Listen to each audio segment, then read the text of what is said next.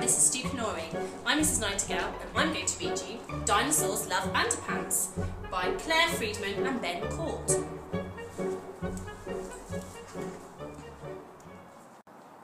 Dinosaurs were all wiped out. A long way back in history, no one knows quite how or why. Now this book solves the mystery. It all began when cavemen felt embarrassed in the nude. So someone dreamt up underpants to stop them looking rude.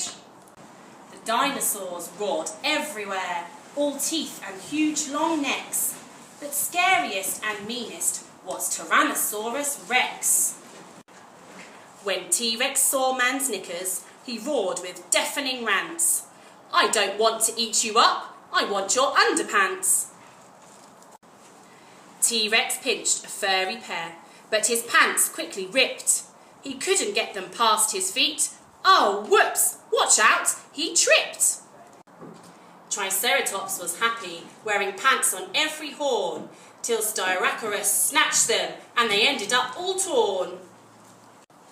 The pants from woolly mammoth coats made Stegosaurus itchy. Diplodocus was really cross. His pants were far too titchy. "We've too few knickers to go around," the caveman quaked in shock. "These dinos are pants crazy, they've completely run amok." Soon pants were flying everywhere, all slit by tooth and claw. The dinosaurs were fighting in a great pants tug of war. The mighty pants war raged all night. Thump, pow, bash, thwack, clout. The fighting got so crazy, all the dinos were wiped out. The next day, out the caveman kept and cheered at what they saw. Hooray, our biggest enemy is now at last no more. So when you put your pants on, always treat them with great care.